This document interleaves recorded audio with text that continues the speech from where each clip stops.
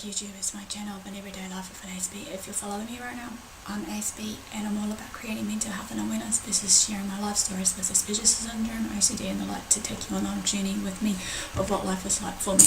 I also create some tips and advice along the way with these mental health series, regardless what they may be, as well as just some other tips and advice through some other topics that may come into force, as well as also just basically being your mental advocate support person, all in one, hopefully, just to give you encouragement and support based on my life experiences in general, and just messages of hope so that you know that you're not alone struggling.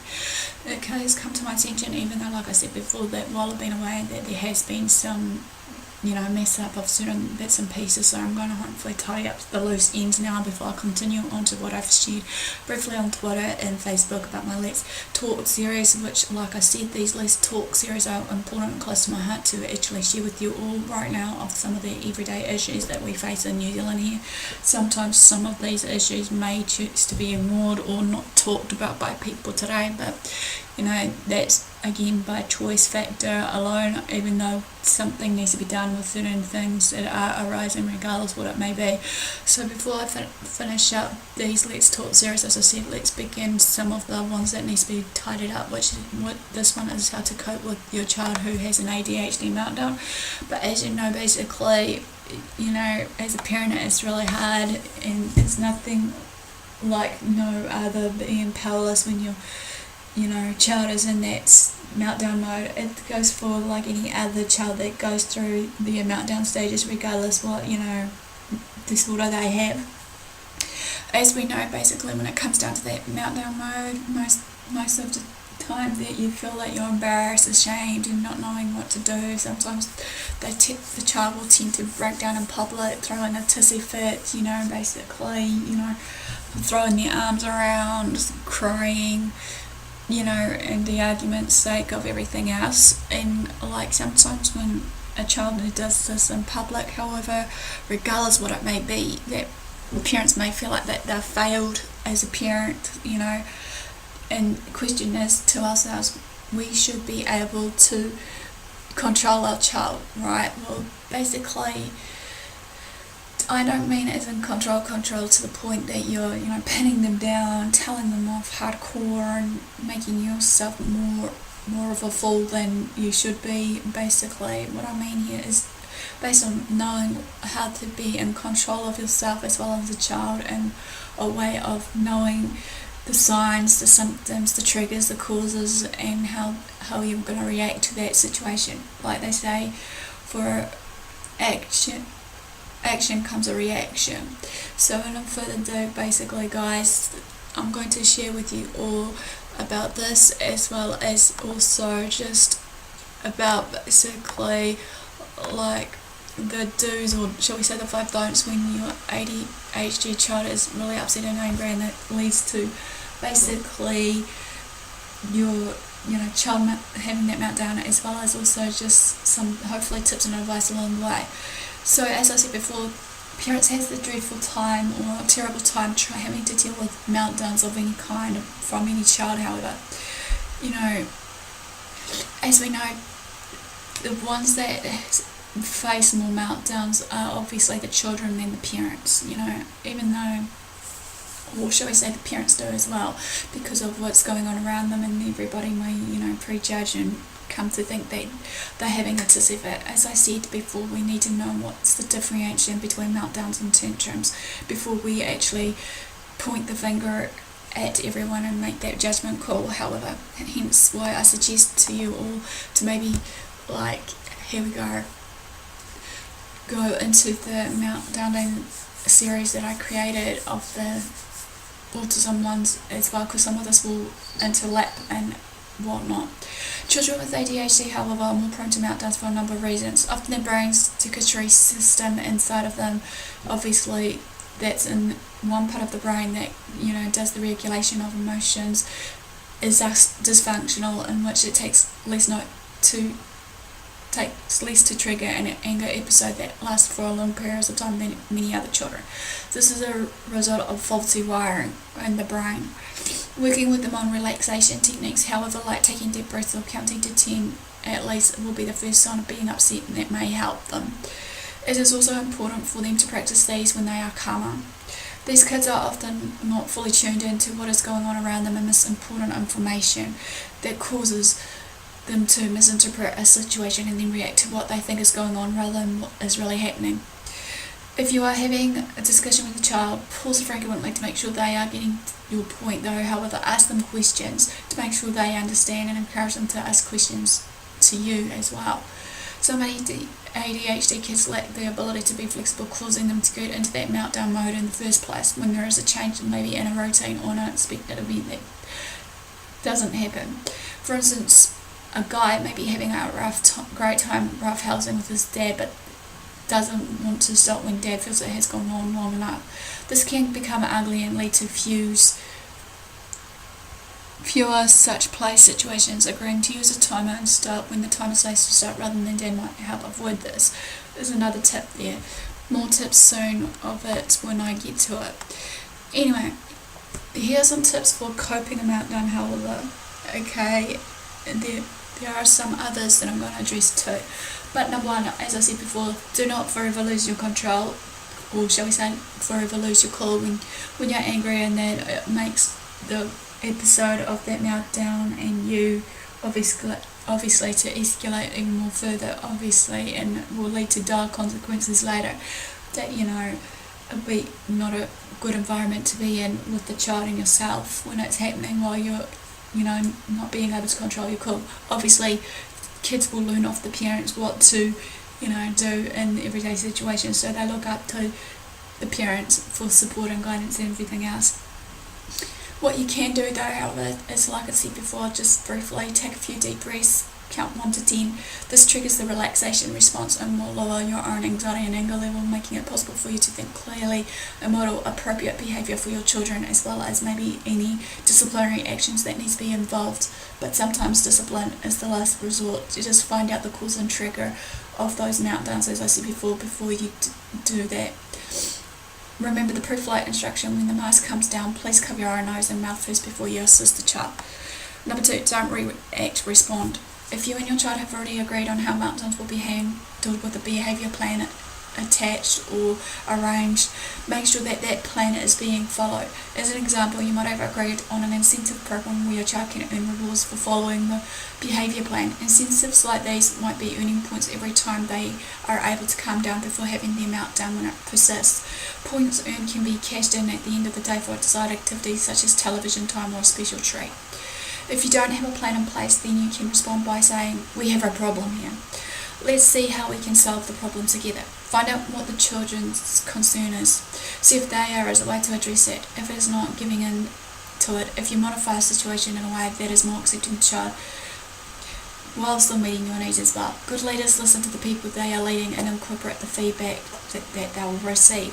Number 3, don't dictate, discuss. Ask yourself these few questions. What is making you upset? Listen carefully and respond carefully and empathetically, such as, "I see you want or don't want, what's up?"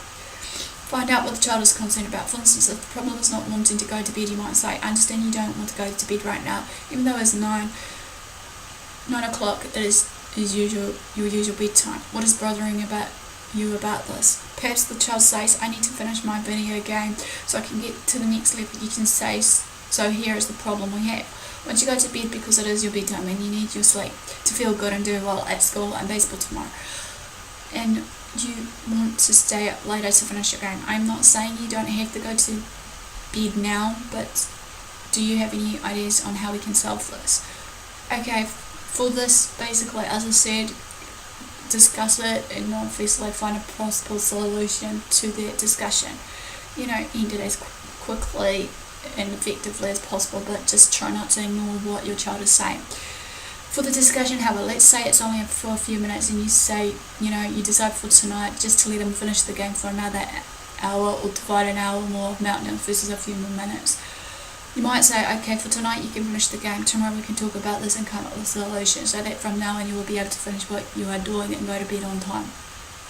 It is okay for us to listen to the child's perspective on difficult situations. If this is an isolated incident, however, problem solving could avoid a major meltdown. However, you need to follow up the next day with a detailed discussion on how this can be avoided in the near future. If this is an ongoing problem, then simply stick to the program plan you have already set in place for you and your child. If you have been working on anger management techniques such as taking deep breaths, then remind the child to practice these. Number 4, don't demand, encourage. If you have a pre-arranged plan to follow, or you have come to an agreement with the crisis that's at hand of that situation, then you can say, I know you're upset right now, but I also know you can do a good job of calming down right now. Or another way of saying this is, you know what our agreement was, and I bet you will do it as part on your part now, just like the great job you did yesterday. I love how you are getting better at this each time. It's all about encouraging and loving your child regardless of it all, as well as supporting them regardless through the Meltdowns and everything else that they go through. Last but not least is a real critical one, or important one shall I say. Don't give up, stay committed.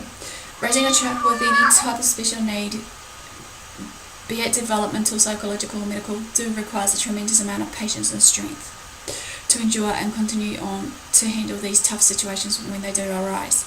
Make sure you have a good support system around you, be it your family, friends, networks of mental health organisers and everyone else, be it your clinicians, practitioners, so that you can be able to, rely on them when you need it, when the going does get a bit more tough for you.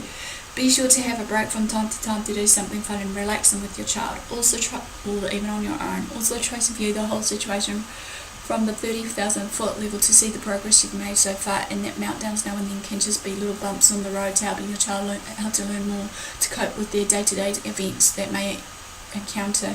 If you are truly committed, to following a behavioural approach under the guidance of a mental health provider and are not seeing progress, please don't hesitate, however, to discuss these with the medical experts. They may be able to help regardless. They may be able to give you some more of a diagnostic plan, or maybe, be able to have a referral to another medical professional, example psychologist, for a comprehensive evaluation that may uncover any other conditions that may be needing to be addressed. Sometimes ADHD may be misdiagnosed, however, or a child can have more than one disorder that needs to be addressed, as I said something before. Sometimes when behavioural approaches have been in place for some time and have been tweaked, or medication may be considered as maybe a last resort, or some sort of behavioural therapy approach.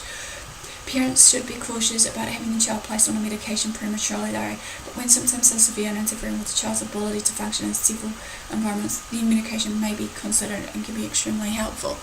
Also, another thing is also, as I said before, basically to all, is that, there are a few other tips and advice, so I'll quickly do these of managing these meltdowns. Okay, tip number 1 is agreeing on a plan. Like I said before, basically, before you go into, say, maybe like a busy environment, a grocery store or a video game store, some sort of store, ask your child what would calm them down if they get upset. Listen to them. If they do have that episode, you will have a plan in place so that your child has delivered it to you. Their ownership of it should pretty much guarantee that they will cooperate with you and enforcing it in the first place. Tip number 2, acknowledge their anguish. Let them know that you understand what is going on with them. Remain calm and talk in a calm voice by telling your child, I know you're disappointed that you didn't find the toy you wanted. Or another one that you may be saying is, I know you're angry because your friends didn't ask you to play. Then ask your child to rate their disappointment or anger on a scale of 1 to 10. This will give you ideas of the severity of the problem without having to nag or repeat what you have to say. Tip number 3 is set the bar. Explain to them that the clock is running. You can say, let's see how fast you can calm yourself down so you can get on with the rest of your day and our day put together. Or even though you're upset, you need to get in control so we can continue shopping. Tip number 4 is snuff out the emotion. Ask your child to imagine there is a candle pattern on their palm. Then have him or her hold their hand with their palm facing toward their face and ask them to blow out the image and reflect. Deep breathing settles out the children, and also keep a balloon or 2 in your purse and ask them to blow them up. Tip number 5 is keep punchy. If you're at home during meltdowns, ask your child to punch a pillow, cushion, or another soft, safe object. Pillow fights, ripping you up, moves, whistles, squeezing, and walking shorts if you're in a meltdown. Even though some people may not agree to that because it may encourage violence later on for a child, but then again, it's fine. Tip number 6, press the right button. Have your child pretend that they were holding a remote in their hand. Ask them to press the button that turns down their emotions. Tip number 7, if your child has frequent meltdowns that aren't responsive to interventions, don't wait until you're at your own wit's end. As I said before, seek professional help with your medical practitioner or whoever to improve the chances of avoiding them in the near future. Well, basically that quickly ends on the ADHD and meltdowns theories, how to handle them with your child that has meltdowns. Comment below if I've missed out anything. Feel free to comment below just to show that you're engaging with me. Give me the like for thumbs up for support. Follow me on Twitter, Facebook. Subscribe to my channel if you haven't done so for more, hopefully, updates. Feel free to also just, share these videos around to family and friends. And all for the day, thanks for your support, thanks for watching. Do what you love what you do. Aspie signing out, and I'll see you all again soon.